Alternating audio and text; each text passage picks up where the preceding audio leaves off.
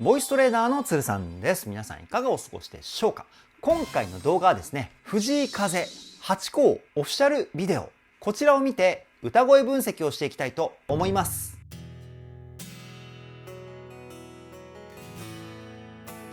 鶴さんのボーカルルーム。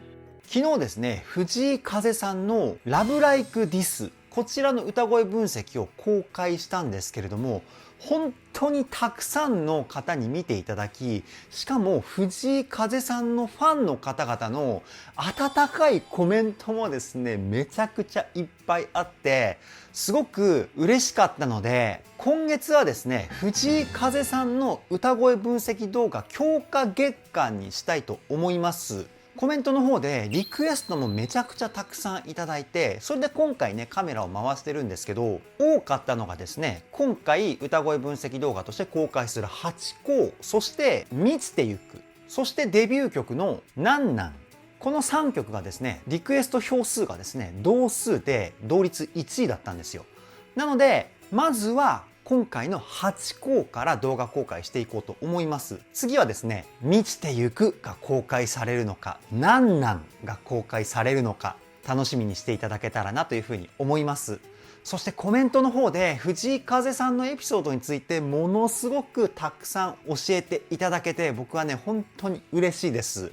この藤井風さん強化月間の中で、僕は藤井風さんの歌の魅力について皆さんにお伝えしていくので、ぜひね皆さんはコメントで藤井風さんのエピソードをいっぱい僕に教えていただけたら嬉しいなっていうふうに思うので、どうぞよろしくお願いします。そして今回もですね、藤井さんの歌声を分析したんですけれども、いや全てにおいて大好きですね。僕やっぱり藤井さんの声もすごく好きだし、楽曲の雰囲気もね僕ものすごい好きです。そしてミュージックビデオの内容もですね、すごくいい意味で面白くて見応えがあったし、藤井風8校完璧な楽曲だなっていうふうに思いました。そういった部分をですね、どこよりも丁寧に、そして細かくをテーマに歌声分析しておりますので、ぜひ動画の最後までお付き合いよろしくお願いします。鶴さんのボーカルルーム、こちらのチャンネルは私鶴さんが現在気になっているアーティストの魅力をボイストレーナー目線で伝えるリアクション動画と歌声分析動画をメインで公開しているチャンネルです。今の話を聞いて気になった方はぜひチャンネル登録高評価よろしくお願いします。それでは早速藤井風8校歌声分析 GO!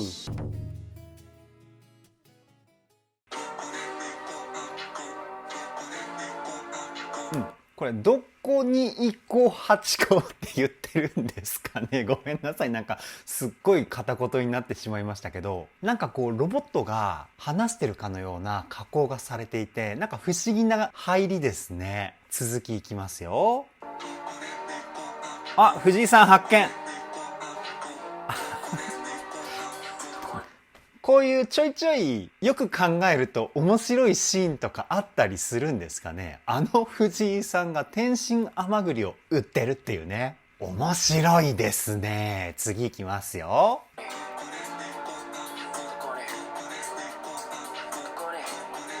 あ、8個。待って。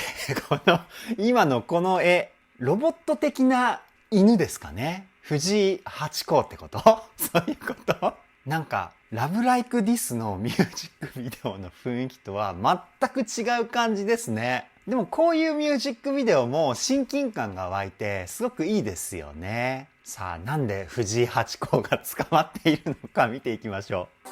あ、リズムが入ってきてね。わあ、いい感じ。うい！やっぱ藤井さんイケメンですよね。超かっこいい。めっちゃ憧れちゃう。次いきますよ。いいね、このリズム感。お、なんだ？あれ？今のは何だったんだろう。この後秘密がわかるんですかね。っていうか、こうどんどんリズムがこう重なっていく感じがですね、ものすごく曲に軽快さが出てて、こう徐々にね体が自然に動くようなノリが出てくるというか、そろそろ歌い出しかな。いきますよ。おい！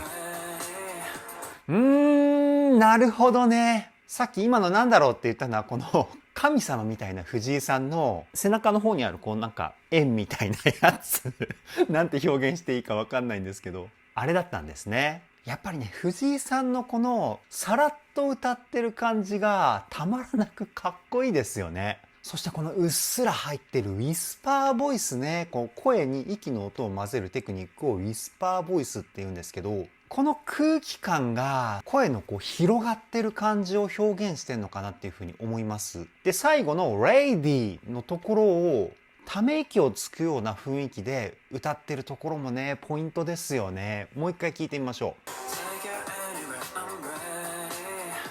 う。Lady みたいな。で、ってこう音を下げた歌い方をしていたじゃないですか。これフォールっていうテクニックです。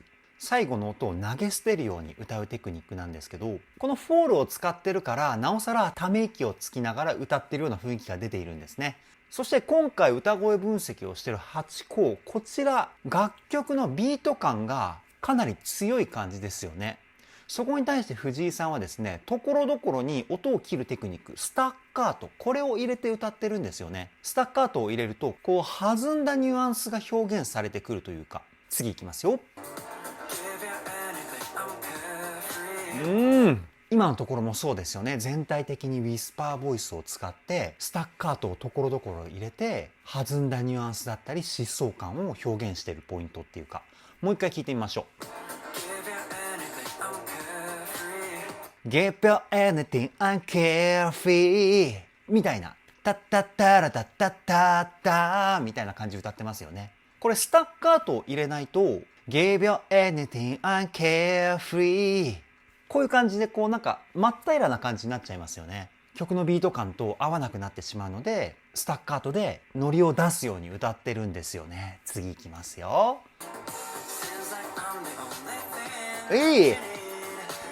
ねえでこの D の発音までしっかり歌ってくれるのがね、いいですよね。てか藤井さん英語の発音めちゃくちゃ良くないですか？前回のラブライクディスの時も思ったんですけど、いや素晴らしいですね。もう一回聞いてみましょ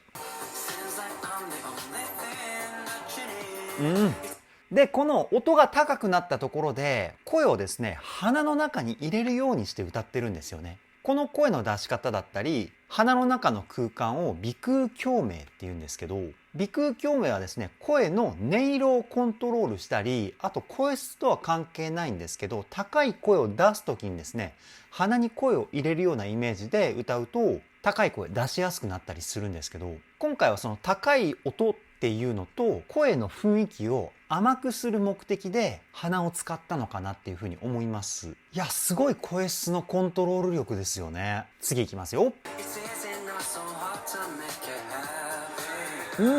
いやこのねザクザクしたような子音の発音たまらないですね。で子音が強く出るポイントっていうのはアクセントって言われる強い音になるんですよね。で強い音が生まれると子音を強く出していないポイントは弱い音になります。強い音と弱い音がフレーズの中に存在することで歌のフレーズにノリだったり躍動感が生まれてくるんですよね。もう一回聞いてみましょう。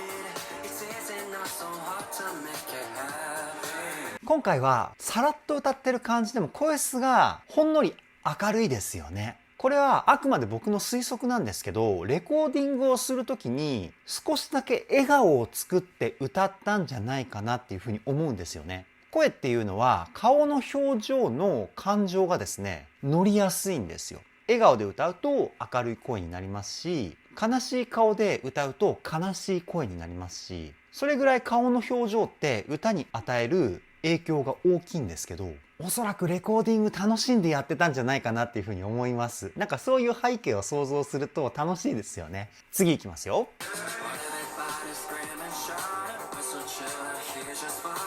かっこいいかっこいいかっこいい。ここは先ほどから言っているスタッカートを結構強めに入れてますよね。タタッタッタッタッタッタラみたいな。スタッカートを強めに入れることによって音を切ってるポイントはブレーキが効いてるような雰囲気が出て、スタッカートを使ってないところはスピード感を感じれるような雰囲気が出ているんですよね。もう一回聞いてみましょう。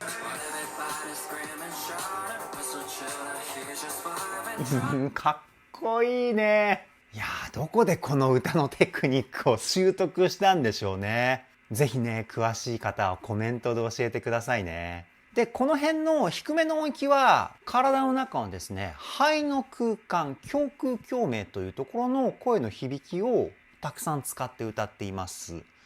肺の中の空間っていうのは、声の太さだったり、声の音圧、こういった部分を作り出すポイントなんですけど、ここのフレーズはですね、声の太さ、ここをちょっと意識して歌ったんじゃないかなって思います。次いきますよ。あー、いいいいね、出てきましたね。おー、ここのね、フェイク。藤井さんのフェイク大好きだな、僕。で、そのちょっと前に出てきた高い音、一瞬ありましたよね。ななななみたいなフレーズ。ここも先ほど言ったように、まさしく鼻の中、鼻腔共鳴の響きをですね、メインで使ったような声になってます。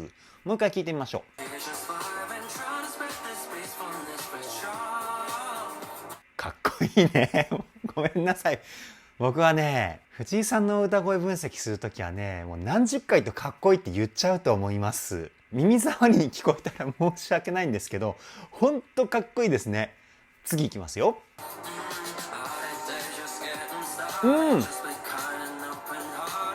ここでちょっと声の雰囲気変わりましたよね。エッジが効いてるような、めちゃくちゃかっこいい声になったっていうか、ここで声の出し方を変えてるんですよね。鼻の鼻腔共鳴の響きを少なくして、その分口の中の口腔共鳴、こちらの響きを多くしてるんですよね。口の中っていうのは主に言葉関係のコントロールだったり、あとはですね、口の大きさによっては声量のコントロールまで行えるポイントなんですけど、鼻の響きを少なくすることによって甘いまろやかな声の成分が少なくなって、その分口の響きを増やしたことによって言葉がですね、全体的にクリアになったっていう感じの歌声かなって思います。もう一回聞いてみましょう。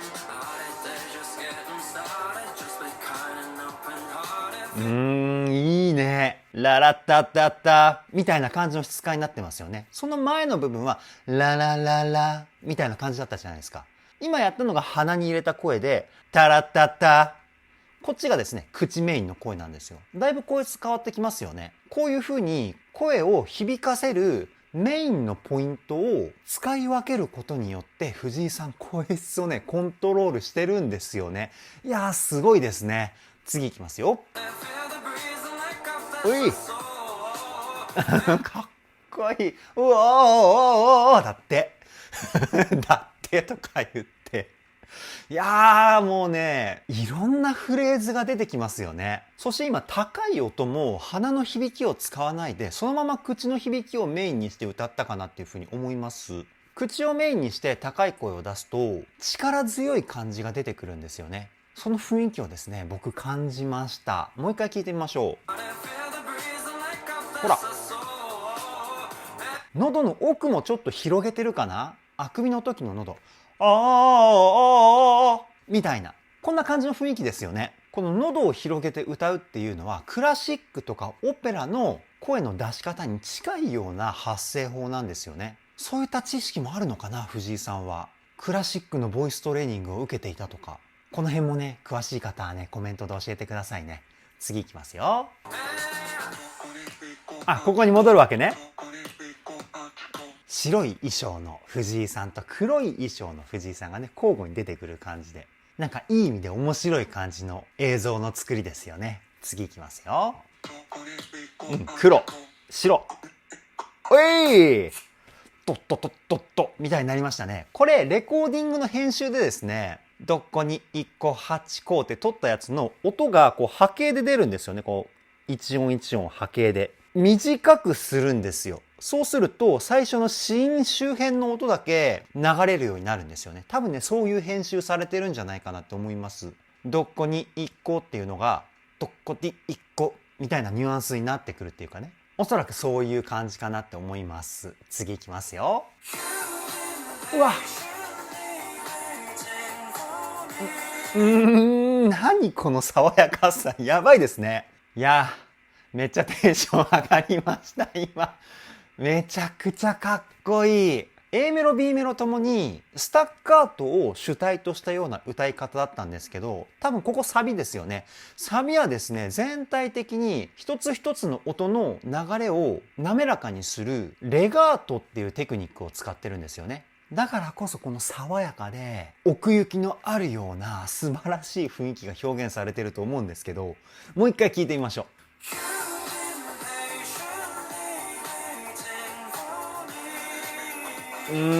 綺麗なメロディーですよね。いや、最高すぎますね。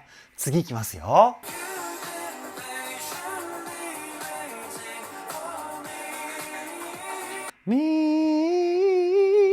ここの部分裏声でしたよね。ものすごく綺麗な裏声。ただ僕ね、藤井さんみたいなあんな素晴らしい裏声はですね、出せませんね。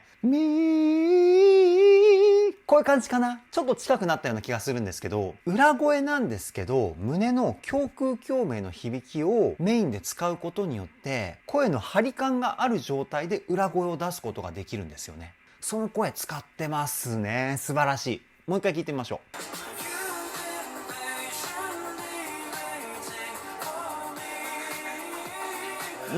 あれでも全体的に裏声で歌ってんのかな。ラララララみたいな感じで、低いところは地声で歌って、あとは裏声で歌ってるような、なんかそんな気がしてきました。地声メインで歌ってるんじゃないかっていう風にね、勘違いしてしまうぐらい、地声成分の多い裏声なんですよね。こういう声をミックスボイスって言うんですけど、いや、本当にすごい声ですね。次いきますよ。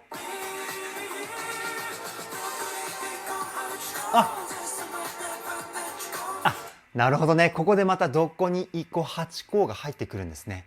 でも綺麗なメロディーだから、同じ言葉でも全く違う雰囲気に聞こえますよね。いやー、ものすごいおしゃれな曲ですね。次いきますよ。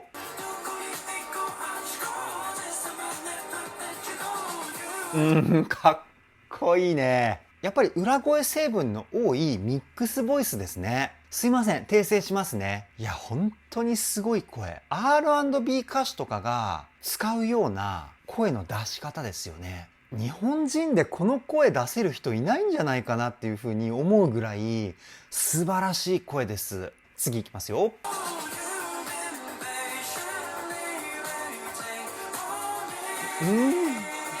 いや、すごい。本当にすごい。どうやって出してるんですかね、この声。あまりね、ボイストレーナーが言っちゃいけないセリフなんですけどね、この声どうやって出してんのみたいな。You've been こんな感じかな。結構鼻に今声入れてみたんですけど、なんかちょっとだけ近づいたような気がして、胸の響きを使って鼻に多めに声を入れる裏声。これかもしんないですね。未だにね、ちょっと正解がどの声なのか僕には想像がつかないような未熟者で申し訳ないんですけど、次いきますよ。うわ、今聞きましたか。うわーみたいな。この声エッジボイスですね。ここに仮声帯っていう器官があってですね、ここを使って音を出すんですよね。で、普通のエッジボイスと違うところは、エッジボイスっていうのは基本的にこのザラザラって音だけ出すんですよ。この音。でも今の藤井さんのところはこのザラザラって音を出しながら声を出してるんですよね。みたいな。苦しいような雰囲気を感じる声ですよね。もう一回聞いてみましょうか。ほらほらほらほらほらほら。みたいな。いや、この声のチョイス、素晴らしいですよね。発想力がすごいっていうか、さすがですね。次いきますよ。フェイクポイント。ここのシーンがね、やっぱね、神様ですよね。神々しさが素晴らしい。藤井風神つってね。やっぱりこのシーンのテーマは神様なのかな。白い衣装が神様で、黒い衣装が邪悪な感じ。邪悪な感じ。ちょっと言葉選び違いますね。悪魔とかそういう感じなのかな。次いきますよ。そうそう、この藤井八甲の衣装のこの黒い時は悪魔なのかな。すいません、なんかね、気になりすぎて止めちゃってましたね。ごめんなさい。いきますよ。ここは感想か。あ、始まった。ごめんなさい。ちょっと歌い出しからいきます。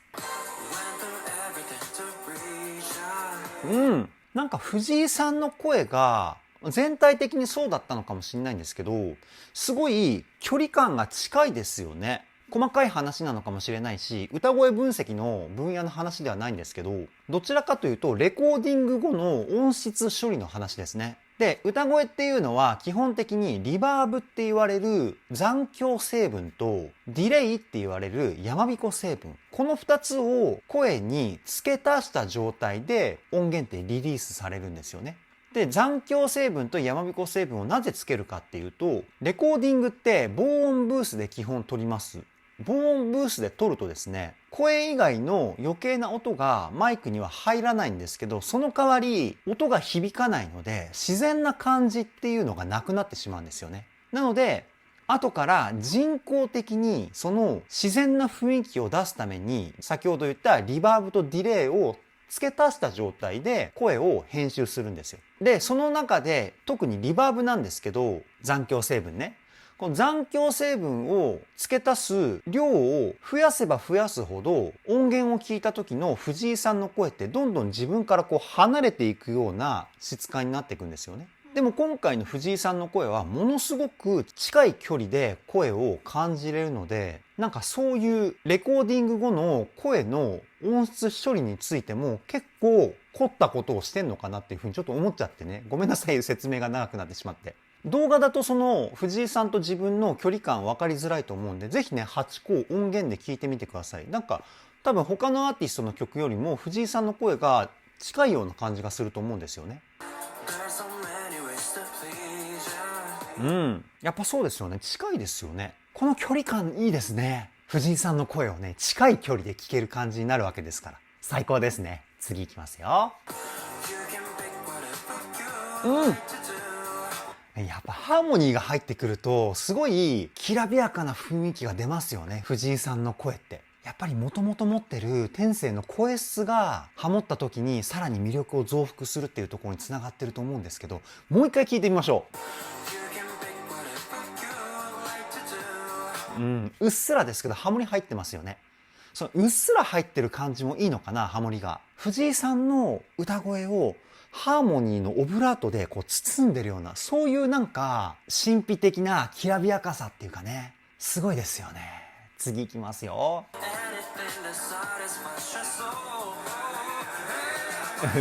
かっこいい。へい。なんかファンクみたいな歌い方かな、今回は。スティービー・ワンダーとかジェームズ・ブラウンとか、日本人のね歌い手の名前が出てこなくて申し訳ないんですけど、世界的に有名なボーカリストだと、僕の中ではね、ファンクだとこの2人かなっていうふうに思うんですけど、ガンガンフェイクも入れて「ヘイ!」とかもね、合間合間でこう合いの手のように入れて、いやー、この歌い方ソウルフルでめちゃくちゃかっこいいですよね。次いきますよ。やっぱこの声かっこいいですよね。口の響きを中心にした声。ダダダダダダダダみたいな、むき出しの感情を感じることができる声っていうかね。次いきますよ。いい。で、今のところは鼻を使ってるんですよね。ダナナナナみたいな。高いところはまろやかにみたいなね。この雰囲気の変化もすごくかっこいい。次いきますよ。で、ここまた口に戻してますよね。いや、この変化自在な声やばいですね。で、次また鼻を使った声にするのかな。楽しみですね。聞いてみましょう。鼻じゃなかったですね。口のまま言ったんですね。で、ここでまたね、パワフルな声で高音を歌うっていうね、この流れ最高ですね。前半の高いところは鼻を使った柔らかい声で表現して、後半は徐々にこう盛り上げていく大きなクレッシェンド。クレッシェンドって徐々に盛り上げるっていう意味なんですけど、このじわじわ来る感じがたまらないですね。次いきますよ。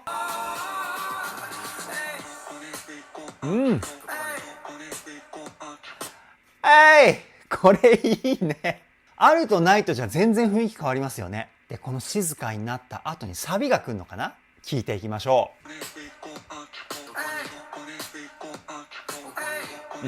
気のせいかな、どこにって言ってるように聞こえたんですけど、次いきますね。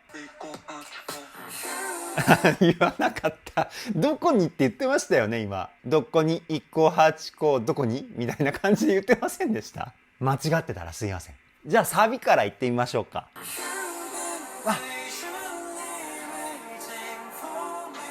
リズムが消えるんですね、ここのサビの部分は。いやー、美しい入りですね。で、ものすごく歌と楽曲の雰囲気は美しいのに、藤井さんはなんか水をかけられてましたよね。なんかこの映像の雰囲気と曲の雰囲気のギャップもなんか癖になりますね。いや、そういったセンスもね、すごいですね。次いきますよ。いいねー。そっか、ここ落ちサビって感じなんですね。だからリズムが消えてんのか。で、この後からリズムが入ってきてまた盛り上がるっていう流れかな。次いきますよ。いいね。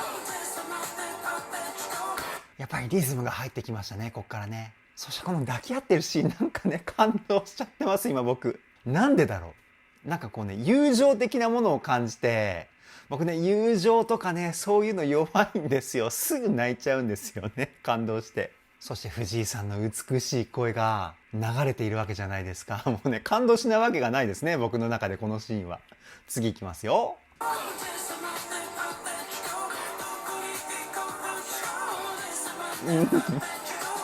いやー、やっぱりね、こうね、スタッカートな感じがすごくかっこいいんですよ。タッタタッタッタッタッタッタッタッタッタッタみたいな。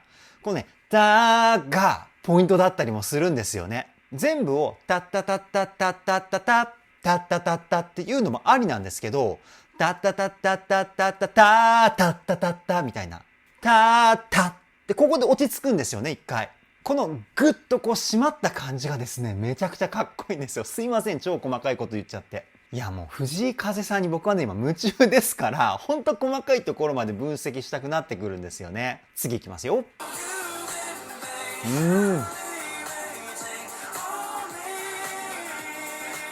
水も滴りいい男ですね。で、なんか白い衣装の藤井さんは笑顔なんですけど、黒い衣装の藤井さんはなんか悲しいような表情をしてますよね。これなんか意味あんのかな？そしてこのミュージックビデオの最後で答えが出たりするのかな？藤井さんの楽曲のミュージックビデオってなんかストーリー性もすごく面白いですよね。続きが気になる要素が盛りだくさんっていうか。ミュージックビデオは全曲こういった感じなのかな？映像の方もすごいこだわりを持って作ってる内容というか。続きいきますよ。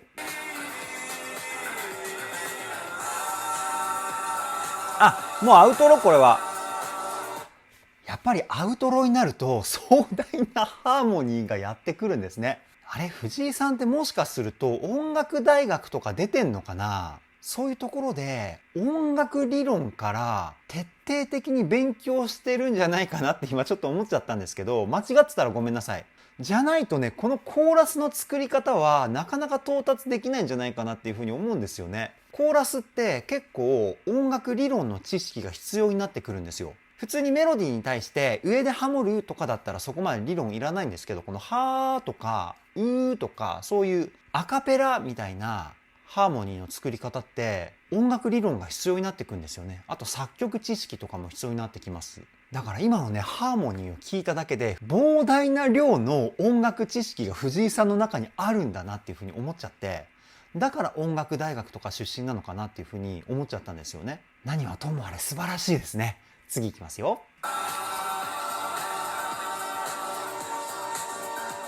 あれ、ダンスもできるんですか？ダンスもできるんですか、藤井さんって。なんか今ちょっと踊ってましたよね。僕がやると。なんだこれ。うじうじしてるみたい。何でもできるんですね、藤井さんって。でもあれか、それだけ見えないところでいろんなことを努力してるってことか。いや、人間として尊敬できますよね、藤井さん。やっぱ神ですね。次いきますよ。このままやっぱアウトロなのかな？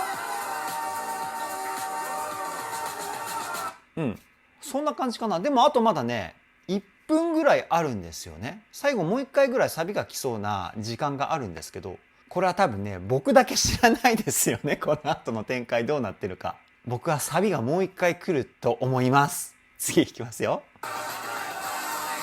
あ、こっちなのか。なるほどね。そっか。サビではなかったですね。